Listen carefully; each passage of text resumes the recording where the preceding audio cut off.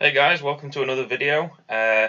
Conversion kits have just been unboxed live on FFG Twitch. So I'm going to go through all the screenshots that I've taken as I've gone through. If I miss any, I apologise. There was the occasion moment where screenshotting on my phone failed and locked my phone, so I had to reload the Twitch feed.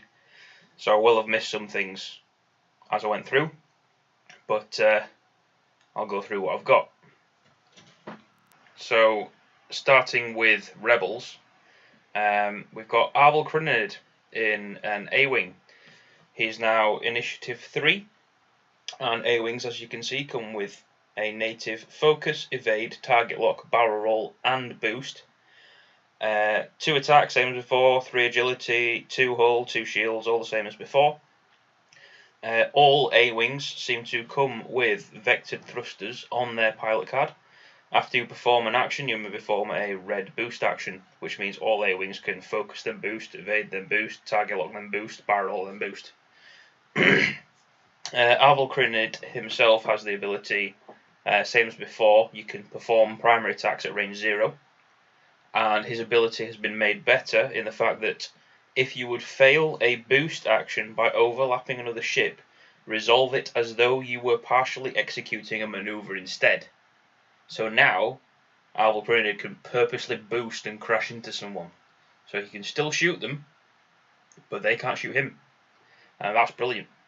Next up we've got Sabine Wren as a crew card. Major trouble Sabine Wren is causing in 1st edition at the moment for the most powerful Rebel bomber lists. Set up, place 1 ion, 1 jam, 1 stress and 1 tractor token on this card. After a ship suffers the effect of a friendly bomb, you may remove 1 ion, 1 jam, 1 stress, or 1 tractor beam token from this card. If you do, that ship gains a matching token. So instead of Sabine giving an extra damage, it now applies a status effect of your choosing, which is pretty cool. Y-Wings, we've got a Gold Squadron veteran here at Initiative 3. Y-Wings come with a native focus, target lock, red barrel roll, and red reload. So they can reload their munitions. Dial, I don't think it's changed much from what I can tell. No, still got red hard 3s. Yep, that's still the same. 2 primary attack and 1 agility, same as before, but the health has changed with 6 hull and 2 shields. Phoenix Squadron, excuse me, I've got a dry throat. Phoenix Squadron, pilot there, same as FFG, all the stats are the same. Again, you can see here vectored thrusters.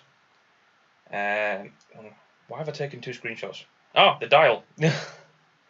So A-Wings now have second loops as well as a 5k turn. There you go, you can see from that dial. All of the 2 speeds are blue, as well as all of the forward maneuvers are, all of the straight maneuvers are blue as well, apart from no, they're all blue. That's pretty good. Blue Squadron pilot, B-Wing now. It's got Initiative 2, and it can focus and chain link into a red barrel roll, native target lock and native barrel roll. Health changed from 4 hull and 4 shields, instead of the 3 hull and 5 shields as it had previously. Still 3 attack and 1 agility. Now, if you look at the dial, this is much improved. If you look there closely, you can see it's got a 1 Talon roll. That's pretty cool. A really, really little short Talon roll turn there. I think that would be really useful. Sabine Wren in the Rebel TIE Fighter. Initiative 3. The TIE Fighter dial in 2.0 hasn't changed at all. It's still exactly the same actions as before, same health as before. And Sabine Wren here comes in, and you can see there underneath her name, she's actually called Spectre 5. Before you activate, you may perform a barrel or boost. So before she moves, you can choose whether to do a barrel or boost if you wish. Ezra Bridger in the attack shuttle. Dial, I don't think it's changed much, but as you can see here, the The attack shuttle has a native focus, evade, and it can barrel roll and then chain link into an evade, which is quite cool. And it comes with all attack shuttles come with locked and loaded. Whilst you are docked, after your carrier ship, i.e. the Ghost, performs a primary arc attack or turret attack, it may perform a bonus rear arc attack as the shuttle's docked, so it can fire backwards. I don't think its stat line has changed much. 3 attack, 2 evade, 3 hull, 1 shield. Ezra Bridger being a force user, he comes with 1 force token. And his ability states, whilst you defend or perform an attack, if you are stressed, you may spend 1 force token to change up to 2 of your focus results to evades or hits, which is pretty decent. Then we've got AP5 in the Sheathopede, Initiative 1. The dial has changed a little bit. As you can see, it can do a reverse 1 straight, so it can go backwards, like the Quad Jumper can, which is the only ship at the moment in 1st edition that can do reverse maneuvers. AP5 Escaped Analyst Droid. He comes with Calculate, because he's a droid. For those who don't know, Focus still works the same way. You spend it, it turns all eyeballs to hits or evades. Calculate only changes 1 result of an eyeball to a hit or an evade, so it's a weaker version of Focus. And then it comes with native coordinate as well. Health, off the top of my head, I don't think it's changed. Agility 2. It has a 2 forward primary attack and a 2 back rear arc primary attack. The Sheathopede comes as a comms shuttle, so the ship ability. Whilst you are docked, your carrier ship gains coordinate. Before your carrier ship activates, it may perform a coordinate, and that's really cool. So it's your Ghost's turn to move.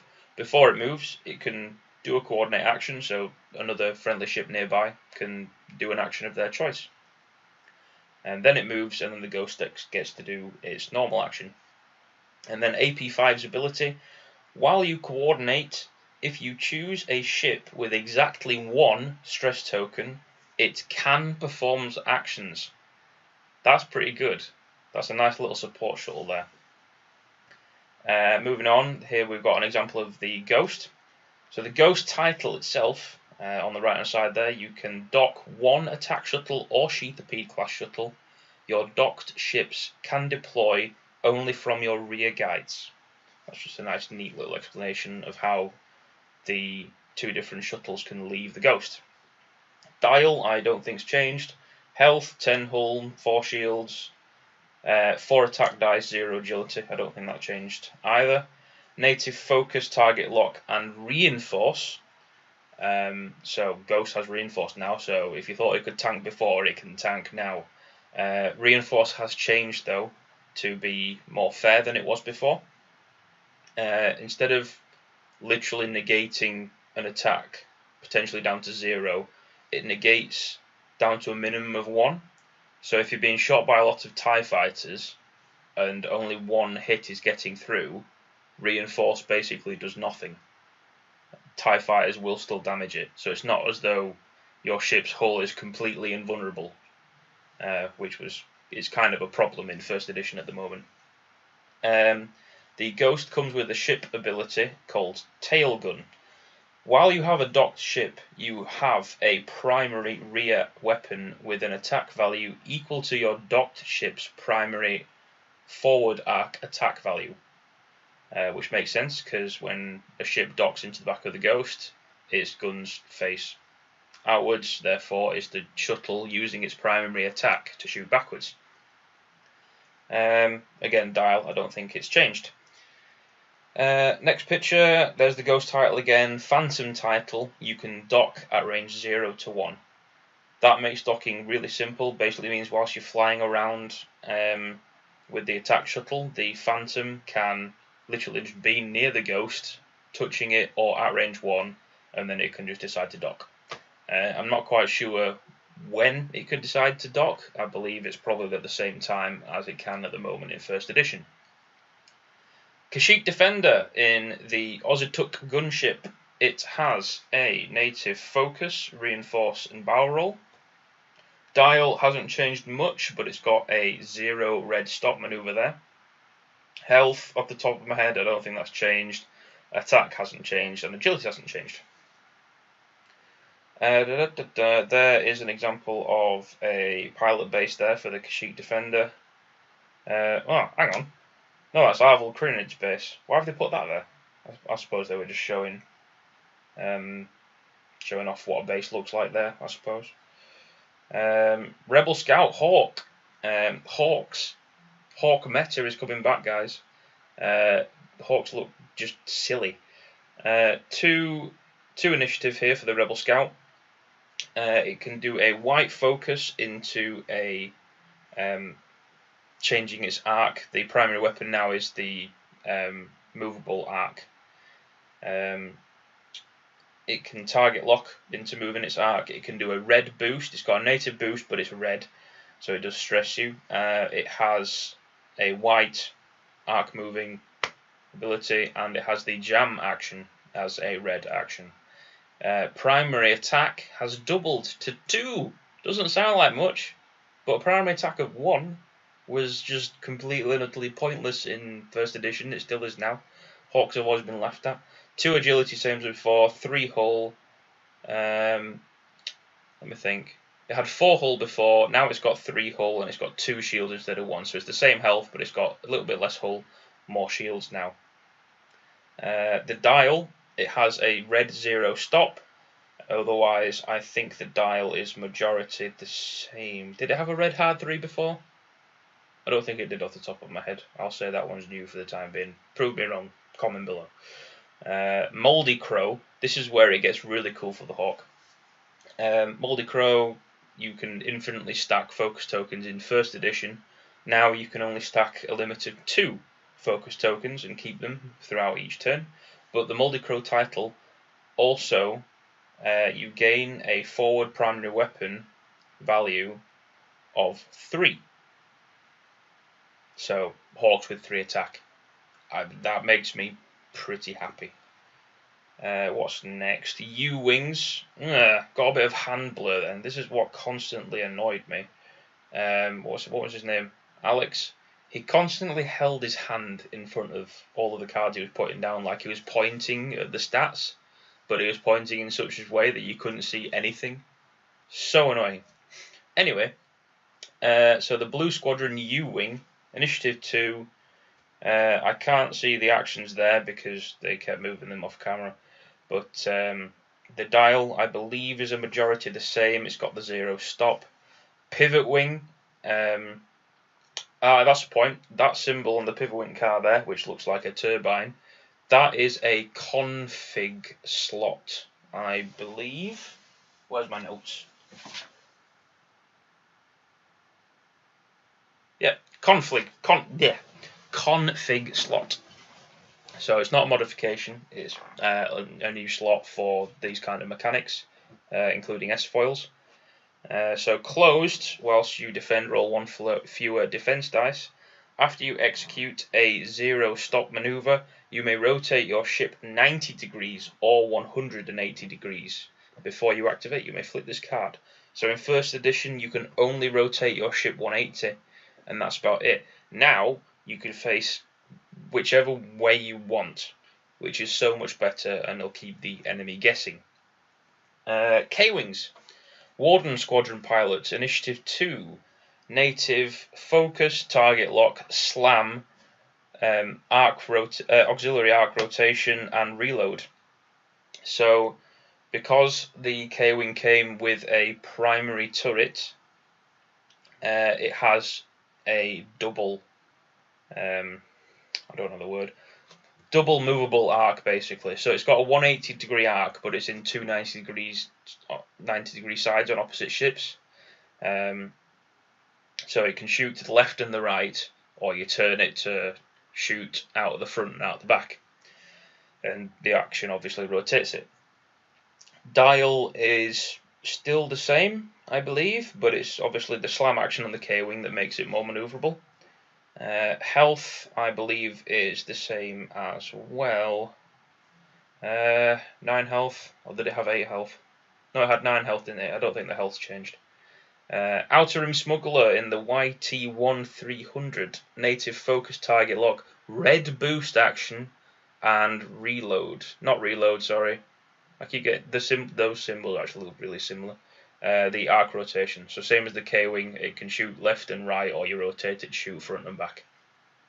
Dial doesn't look like it's changed much. Segnor's loop are native to the dial now, so instead of having the Force Awakens title, the YT-1300 just comes with Segnor's loop. Health 8 hull, 5 shields, 1 agility, 3 attack value. So the Outer Ring Smuggler has actually been upgraded to meet the requirements of the named pilots from the first edition.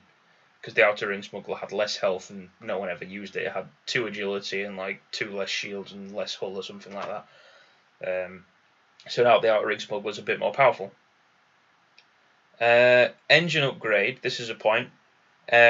Only some ships can take certain upgrades now. So for example, engine upgrade here can only go on certain things.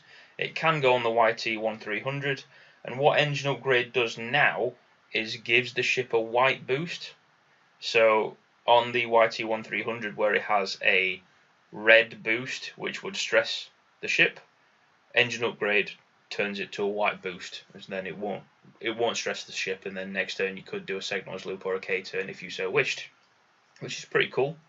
And it also stops other ships gaining engine upgrade. I know for a fact that you'll see later on in the Imperial video that I'll go through that the Decimator can't take engine upgrade, for example.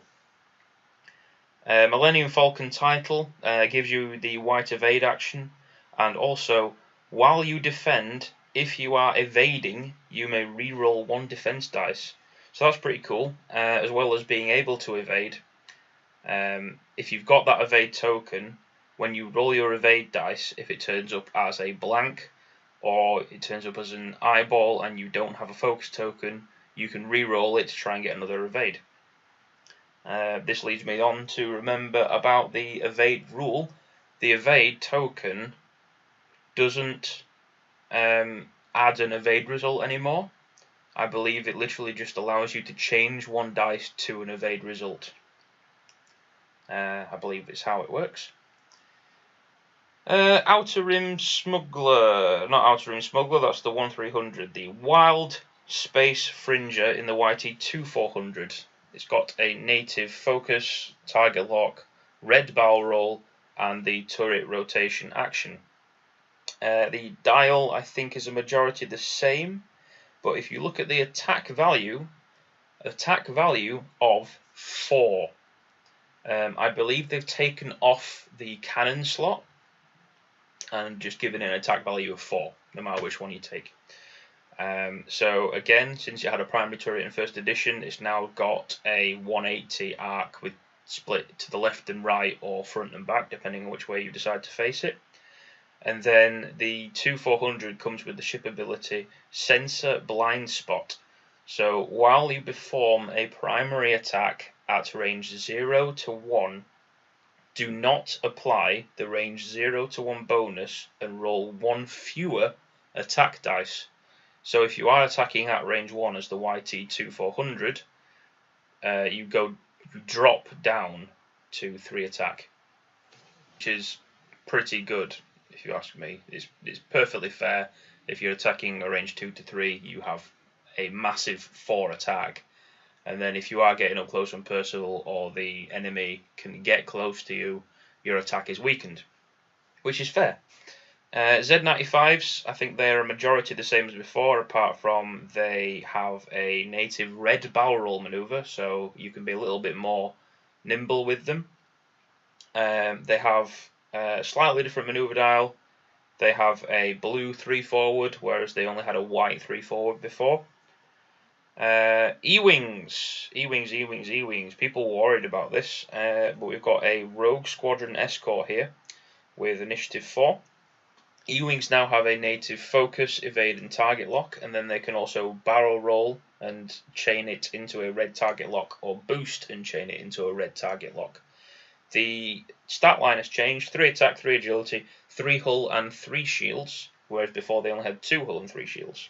And then that dial, I'm not going to go through it now, but you can see it's got a 3 signals loop there, and then I believe a lot of it's changed. There's a hell of a lot of a selection there on that dial, which makes, I think E-Wing is going to be pretty potent.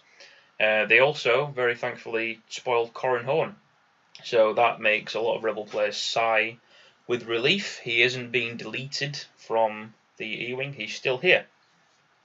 So, forgot to mention the ship ability, Experimental Scanners. You can acquire target locks beyond range 3, you cannot acquire target locks as range 1. So if you get in up close and personal, you can't target lock, but any other time, you can target lock from anywhere on the board. So you can start the game by doing a 1 forward, and then it's like, I'm going to target lock you, way over there in the corner, you little Palpatine hiding in this shuttle, and then I'll shoot you later. Which is pretty good, I quite like that. And then Corran Horn's ability reads, at initiative 0, you may perform a bonus primary attack against an enemy ship in your bullseye firing arc. If you do, at the start of the next planning phase, gain 1 disarm token.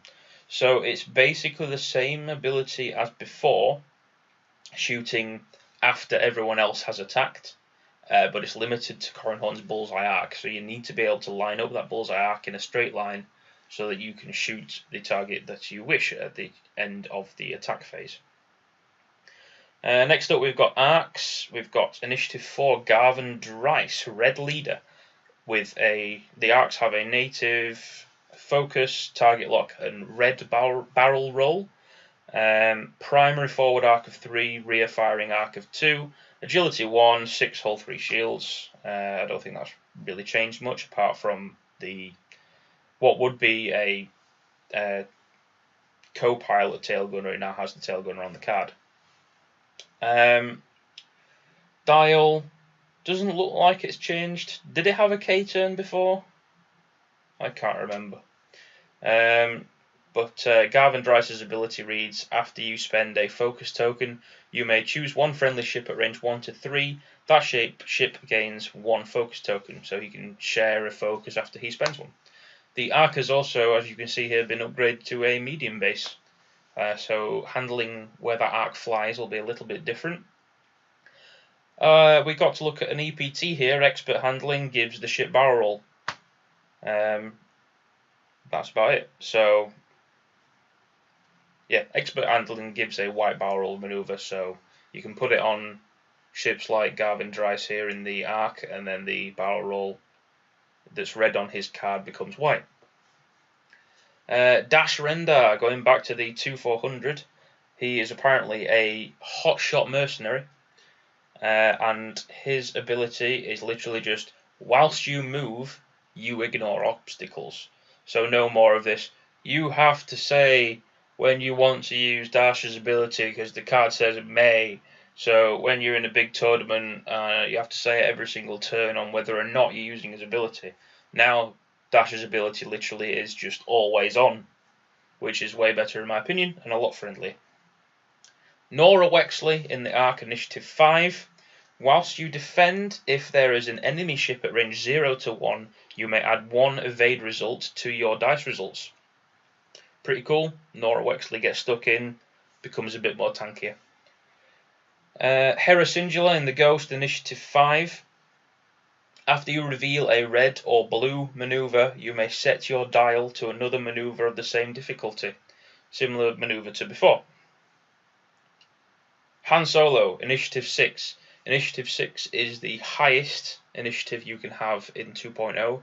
It cannot be increased because VI doesn't exist anymore, adaptability doesn't exist anymore. So Initiative 6 is pretty rare amongst pilots. Han Solo's ability now reads, after you roll dice, if you are at range 0 to 1 of an obstacle, you may re-roll all of your dice. This does not count as re-rolling for the purpose of other effects. Which means Han Solo's ability, as long as you're near a rock or a debris field, you can reroll all your attack dice and all your defense dice, which is pretty cool. Then we move on to the not co-pilot. This symbol was in one of my previous videos. I didn't know what it was called. It's a gunner upgrade. So Han Solo is now a gunner instead of a crew. During the engagement phase at Initiative 7, so before anyone attacks, you may perform a primary attack basically. You cannot attack from that arc this round again. So because turret ships now have 180-degree arcs split in half, as I've explained earlier, shooting to the left and to the right or to the front and to the back, this gunner as Han Solo allows you to, before anyone else, shoot out of one side, and then you can't shoot out of that side again. Say you shoot out of the left, and then in the actual engagement phase, when you attack, you can shoot out of the right. So shoot once out of the left, shoot once out of the right, or shoot once out of the front, then shoot out the back, or vice versa, which is pretty interesting. Jan Ors, Initiative 5 in the Hawk, Espionage Expert. While a friendly ship in your firing arc performs a primary attack, if you are not stressed, you may gain 1 stress token.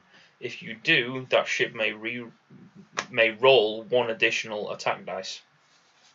So it's the same ability before, but it's limited to Yan facing the target, I believe. I'm not sure if it counts for rotating her arc to one side.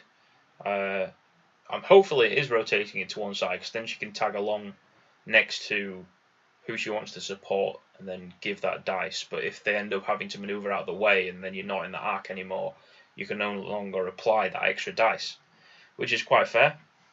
Miranda Doney in the K-Wing, she's still here. Her ability has been much weakened, which makes her more fair. Whilst you perform a primary attack, you may either spend 1 shield to roll 1 additional attack die, or if you are not shielded, you may roll 1 fewer attack die to recover 1 shield. So the way this weakens her ability is that you cannot recover shields unless you have no shields at all. So once you're down to hull, you can then lower your attack value, go up a shield, but you can't go up another shield after that next turn if you haven't lost that shield you just gained. So you can only ever have 1 shield at a time, which makes it more fair for enemies to try and whittle her health down a bit, maybe get a crit through before she actually starts to have the ability to regenerate. Then they very kindly gave us a look at the bomb tokens. So as you can see here, the seismic charge. When this device detonates, choose 1 obstacle at range 0 to 1. Each ship at range 0 to 1 of the obstacle suffers 1 damage, then remove that obstacle. So seismic charge does exactly what it does in episode 2. It's just a shame we can't have sound effects, because seismic charges are like the coolest sound effect ever. So it blows up, you pick an obstacle like an asteroid at range 0 to 1 of the bomb. That obstacle basically blows up and damages everything that's near it at range 0 to 1, which is pretty cool. Proximity mine. When this device detonates, that ship rolls 2 attack dice. That ship then suffers 1 hit or crit damage for each matching result. So I believe that's the same as before, but it's only 2 dice instead of 3 off the top of my head. Then we've got the loose cargo instead of being cargo shoot illicit. It's just loose cargo. Loose cargo is the debris cloud. That's the description. Proton bomb. When this device detonates, each ship at range 0 to 1 suffers 1 critical damage, same as before. And then we've got the bomblet generator. When this device detonates, each ship at range 0 to 1 rolls 2 attack dice. Each ship suffers 1 damage for each hit or crit. Then finally we've got Coronet. When this device detonates, the ship suffers 1 damage and gains 3 ion tokens. The reason it's 3 ion tokens now is because we've obviously got 3 different ship sizes. So small ships is 1, medium ships is 2, and large ships is 3. So Coronet being 3 ion just makes sure it just does ionize a large ship if it passes over the Coronet. And then finally we get to look at Bomblet Generator. It takes up 2 bomb slots now, which limits it to certain ships, including the Scourge. Scourge is now not a Rebel pilot, by the way, so you can't have him in Rebels anymore. During the system phase, which is at the beginning after you place dials, that's when you get to drop bombs now. So during the system phase, you may spend an energy. So Bomblet Generator only has 2 energy, meaning you can only use it twice. You may spend an energy to drop a bomblet with the 1 straight template. At the start of the activation phase, you may spend 1 shield to recover 1 energy. So the card itself is limited to 2 energy, but you can sacrifice your shields to put energy into the Bomblet Generator for it to generate bombs, which makes sense. That's the last card out of the Rebel Conversion Kit that I screenshotted. If I missed anything, again, I do apologise, but I had issues streaming Twitch. But I'll end this video here. This has been a 30-minute long video. I hope you've enjoyed it. Imperial is just next, so I will see you in that episode.